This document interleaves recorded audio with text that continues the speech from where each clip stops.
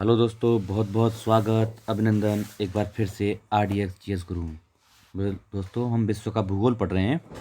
उसमें एक नया चैप्टर आज शुरू करेंगे, जल डमरू मध्य या जल संधियाँ। साथ ही जो विश्व की इम्पोर्टेंट नहरें हैं ना, उनको भी आज देख लेंगे। ठीक है, मैं सोच रहा हूँ जल्दी जल्दी आपको ख़त्म किया जाए और आपको फिर कुछ और शुरू किया जाए। ठीक है, शुरू करते हैं। जल डमरू मध्य या जल संधि होती क्या है? दो भिन्न जल राशियों को जोड़ती है तथा दो स्थल खंडों को अलग करती है। मतलब जैसे आपने देखा होगा, ये हो गया, ये ऐसे करके उत्तरी अमेरिका और नीचे में साउथ अमेरिका, इसके बीच में पनामा जल संधि पड़ती है ना। तो ये दो स्थल खंडों को तो अलग किया और दो जल संधि किसको? प्रशांत महासागर इधर और हिंद महासागर, अटलांटिक महासागर, इन दोनों को जोड़ा। तो इसको बोलते हैं क्या? जल संधि या जलडमरू मध्य। जलडमरू मध्य क्या है? क्योंकि यहाँ बीच में इस तरह से बनता है ना, तो ये डमरू जैसी आकृति बनती है, इसलिए जलडमरू मध्य बोलते हैं। ठीक है, ये है रीजन। ऐसे जल संधि ज़्यादा चलता है। चलो देखते हैं कुछ महत्वपूर्ण जल संधियाँ या जलडमरू मध्य क्या क्या है, देख लेते हैं। बेरिंग।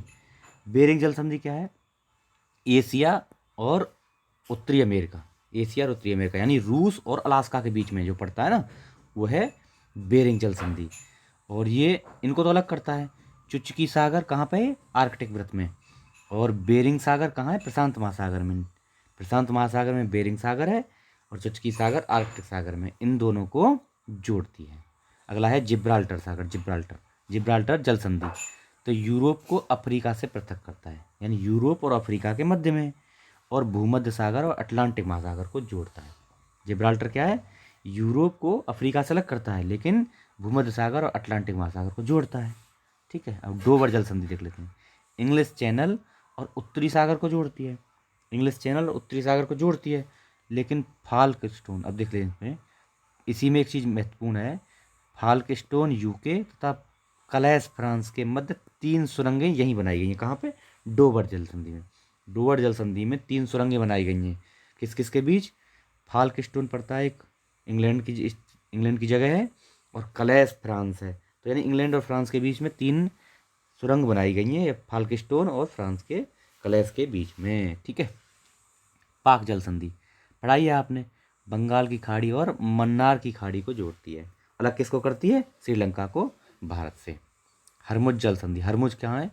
फारस की खाड़ी एवं ओमान की खाड़ी। फारस की खाड़ी और ओमान की खाड़ी को क्या करती है? जोड़ती है हरमुज जल संधि। बाबल मंदेव लाल सागर और अदन की खाड़ी के मध्य है। लाल सागर और अदन की खाड़ी को जोड़ती है, उनके मध्य है। मलक्का जल संधि कहाँ है? अंडमान सागर एवं दक्षिण चीन सागर।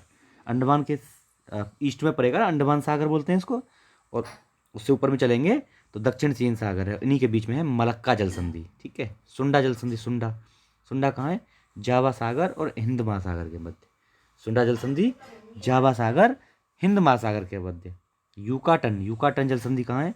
मैक्सिको की खाड़ी, मैक्सिको के नीचे कहाँ? कैरिबियन सागर में, और कैरिबियन सागर के मध्य।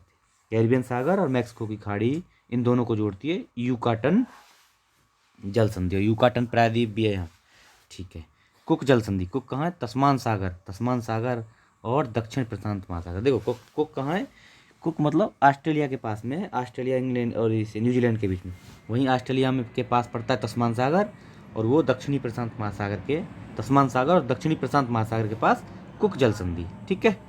अगला देखते हैं, मोजाम्बिक जल संधि। मोजाम्बिक, मोजाम्बिक और मेडागास्कर के मध्य।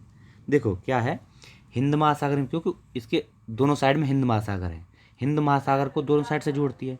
लेकिन अफ्रीका के पास देखा होगा साहब आपने, अफ्रीका महाद्वीप के पूर्व में मेडागास्कर पड़ता है। तो मेडागास्कर और जो बीच में जगह है वो पानी हो गया, वो जल संधि है यही मोजाम्बिक वाली। और इसके मोजाम्बिक जल संधि के पश्चिम में पड़ेगा मोजाम्बिक देश। तो मोजाम्बिक और मेडागास्कर को जोड़ती है। ठीक है, उनको अलग करती है, सॉरी, मोजाम्बिक और मेडागास्कर को अलग करती है, और हिंद महासागर को दोनों साइड से जोड़ती है मोजाम्बिक जल संधि।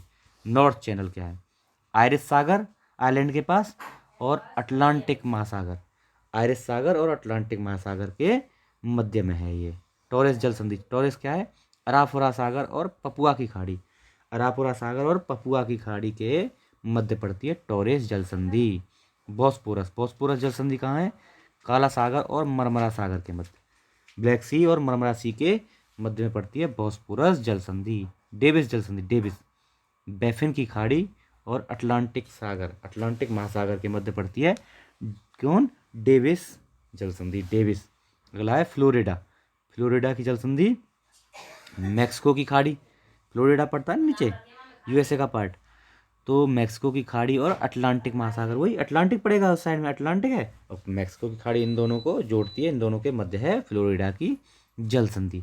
मैगलन जल संधि, मैगलन कहाँ है, प्रशांत महासागर और अटलांटिक महासागर के मध्य, कहाँ पे, प्रशांत महासागर और अटलांटिक के मध्य में पड़ेगी, लेकिन ये चिली में है इसकी स्थिति, चिली के पास इसकी स्थिति है मैगलन की।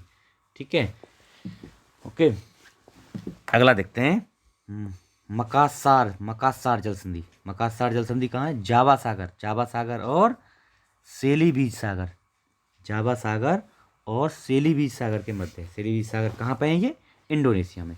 मकासार जल संधि कहाँ है, इंडोनेशिया में है, जावा सागर और सेली बीच सागर के मध्य है। लुजोन जल संधि, अब देखते हैं लुजोन, लुजोन दक्षिण चीन सागर और फिलीपीन सागर, फिलीपींस के पास फिलीपीन सागर और दक्षिण चीन सागर हो गया, बहुत फेमस जगह है, इसको देखे हुए जहाँ पे 9 डैश लाइन है, पढ़ाया भी है मैंने दक्षिण चीन सागर कहाँ पे है। तो ये लुजोन जल संधि फिलीपींस और दक्षिण चीन सागर के मध्य में है। ओके, अगला तातार जल संधि, तातार, तातार कहाँ है, जापान सागर और ओखोटस्क सागर, ओखोटस्क कहाँ है, रूस के पास, जापान सागर और ओखोटस्क सागर के मध्य है तातार जल संधि, तातार। अगली है हडसन जल संधि, हडसन, तो कहाँ पे है ये, हडसन की खाड़ी और अटलांटिक के मध्य, हडसन की खाड़ी और अटलांटिक महासागर के मध्य पड़ती है हडसन जल संधि या हडसन जल डमरू मध्य। ओरंटो, ओरंटो जल संधि कहाँ पे है, एड्रियाटिक सागर एवं आयोनियन सागर, एड्रियाटिक सागर और आयोनियन सागर के मध्य पड़ती है, इटली व अल्बानिया, इटली व अल्बानिया में इसकी स्थिति है, यानी यूरोप में है, इटली और अल्बानिया में ओरंटो जल संधि एड्रियाटिक सागर और ओमान सागर के मध्य। अच्छा, ये हमारी महत्वपूर्ण जल संधियाँ थी। अगला देखते हैं विश्व की कुछ महत्वपूर्ण नहरें, नहरें कौन कौन सी हैं इनको भी पढ़ लेते हैं। ठीक है, देखो सबसे पहले आपने नाम सुना होगा स्वेज नहर का, स्वेज नहर विश्व की सबसे बड़ी कृत्रिम नहर है तथा विश्व की सबसे बड़ी नौकागम्य या पोतवाहक नहर भी है, जहाँ पे जहाज जा सकते हैं, विश्व की सबसे बड़ी नहर है स्वेज नहर। कहाँ पे है ये, सिनाई प्रायद्वीप पड़ता है कहाँ पे, मिस्र में, मिस्र में एक सिनाई प्रायद्वीप है, वहाँ पे इसका निर्माण हुआ है। और इसका कब निर्माण हुआ, निर्माण तो काफ़ी पहले हुआ, 1869 में ये जहाज़ों के लिए खोल दी गई, शायद 1867 में इसका निर्माण है, 1869 से ये अभी काम कर रही है, जहाज़ों का आवागमन है। अभी ये फेमस है किस लिए, कुछ दिन पहले इसमें एक जहाज़ फंस गया था, उसे कई दिनों में जाके निकाला गया था, उसमें बहुत ज़्यादा रेवेन्यू लॉस हुआ था, आपने ये खबर सुनी होगी। तो यही थी स्वेज नहर, कहाँ पड़ती है, लाल सागर को भूमध्य सागर से जोड़ती है। जब आप हिंद महासागर से कहाँ जाएंगे, लाल सागर में जाएंगे और लाल सागर से फिर स्वेज नहर के माध्यम से हिंद भूमध्य सागर में चले जाएंगे। 164 किलोमीटर लंबी है तथा 300 मीटर चौड़ी है। ठीक है, कितनी बड़ी है देखो, 164 किलोमीटर लंबी और 300 मीटर चौड़ी। उत्तरी सिरे पर इसके, उत्तरी नॉर्थ सिरे पर क्या है, पोर्ट सईद बंदरगाह है, पोर्ट सईद बंदरगाह नॉर्थ सिरे पर, और दक्षिणी सिरे पर क्या है, तेवफीक, तेवफीक बंदरगाह कहाँ पड़ता है, स्वेज शहर में, स्वेज शहर है, स्वेज मतलब इसके दक्षिणी सिरे पर स्वेज शहर और उत्तरी सिरे पर है पोर्ट सईद बंदरगाह। अगली है पनामा नहर, पनामा नहर नाम सुना होगा आपने, पनामा वही पनामा जल संधि वहीं बनाई गई है, उसको तोड़ के पनामा नहर। तो ये कहाँ है, मध्य अमेरिका में, वो मध्य अमेरिका का ही भाग है, उत्तरी अमेरिका और दक्षिणी अमेरिका के बीच में जो एरिया पड़ता है ना, उसको बोलते हैं मध्य अमेरिका, जहाँ पे कैरिबियन सागर है। पनामा स्थल डमरू मध्य है, ये क्या है, पनामा जो स्थल डमरू मध्य था ना, उसको ही काट कर बनाई गई है पनामा नहर। पनामा देश का इस पर अधिकार है, वहाँ पे पनामा देश है, उसी के नाम पर पनामा जल संधि बनाई गई है और उसी को काट के चौड़ा करके वहाँ पे नहर बनाई गई है पनामा नहर। कहाँ किस किस को जोड़ती है, ऑफिशियल बात है, कोई अटलांटिक महासागर को प्रशांत महासागर से जोड़ती है, और अगर स्पेसिफिक बात करें तो कैरिबियन सागर को प्रशांत महासागर से जोड़ती है। अटलांटिक महासागर में ही है ना कैरिबियन सागर तो। अच्छा, अगला देखते हैं कील नहर, कील नहर कहाँ पे स्थित है, जर्मनी में। उत्तरी सागर नॉर्थ सी को बाल्टिक सागर से जोड़ती है। कील नहर कहाँ पे, इतना याद रखना है, ज़्यादा क्वेश्चन आएगा मिलाने के लिए। कील नहर जर्मनी में, पनामा नहर कैरिबियन सागर हो गई या मध्य अमेरिका हो गई, इस तरह से मिलाने के लिए आएगा। विश्व की सबसे व्यस्ततम नहर, ये क्वेश्चन आने लायक है। विश्व की सबसे बिजी नहर या व्यस्ततम नहर कौन सी है? ये कील नहर, ये क्वेश्चन बन सकता है। सू नहर सुपीरियर और ह्यूरोन झीलों के बीच। ग्रेट लेक्स है ना 5, कौन सी? Superior, Michigan, Huron, eri, Ontario, ऐसे ही है ये। अब ये बिल्कुल आपको पश्चिम से पूर्व बता रहा हूँ मैं। Superior, Michigan, Huron, eri, Ontario हैं, तो ऐसे हैं ये 5 लेक्स हैं, है ना, ग्रेट लेक्स। तो उसी में सुपीरियर और ह्यूरोन को जोड़ने वाली, इन झीलों को जोड़ती है सू नहर। इरी नहर इरी और ह्यूरोन को जोड़ती है, उन्हीं झीलों में इरी और ह्यूरोन झील को जोड़ती है इरी नहर। वेलेंड नहर इरी और ओंटेरियो झील को जोड़ती है, उन्हीं में इरी और एंटेरियो। देखो, सुपीरियर ह्यूरोन को सू नहर, इरी और ह्यूरोन को इरी नहर, इरी और ओंटेरियो को वेलेंड नहर। ठीक है, याद रखना। स्टालिन या श्वेत बाल्टिक नहर, स्टालिन या श्वेत बाल्टिक नहर बाल्टिक सागर और आर्कटिक सागर के मध्य में है। कौन सी? स्टालिन या श्वेत बाल्टिक नहर। राइन मेन डेन्यूब नहर, राइन मेन डेन्यूब नहर कहाँ है? उत्तरी सागर और काला सागर के मध्य, उत्तरी सागर काला सागर के मध्य राइन मेन डेन्यूब नहर। सेंट लॉरेंस नहर, देखो बहुत इंपॉर्टेंट है। सेंट लॉरेंस नहर क्या है? यह एक जलमार्ग है जो ये महान झील है ना, कौन सी? ग्रेट लेक्स, 5 ग्रेट लेक्स कौन सी? फिर दोबारा देख रहे हैं। Superior, Michigan, Huron, eri, Ontario. तो इनको जो उत्तरी अमेरिका के आंतरिक भाग, मतलब ये अंदर तक फैली हुई है, कहाँ तक? बहुत अंदर तक हैं, दोनों के, कनाडा और यूएसए के बीच तक। तो इनको अटलांटिक महासागर से वहाँ तक पहुँचने के लिए सेंट लॉरेंस नहर बनाई गई है, जो इनके उत्तरी अमेरिका यानी दोनों के, यूएसए और कनाडा के लिए आंतरिक जलमार्ग का काम करती है।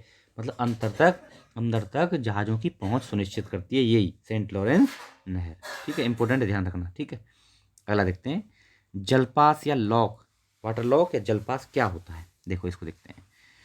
किसी नदी, नहर या झील के जलमार्ग में जब जल में के विभिन्न स्तरों के बीच नौकाओं के ऊपर उठाने एवं उतारने के लिए एक युक्ति है। देखो क्या होता है, कभी कभी कुछ नहर या झीलें ऐसी होती हैं जिनमें पानी अचानक नीचे गिर जाता है और अचानक ऊपर उठ जाता है, तो उसमें पानी के फ्लो को मेंटेन करने के लिए जगह जगह लॉक बनाए जाते हैं, जल पास बनाए जाते हैं।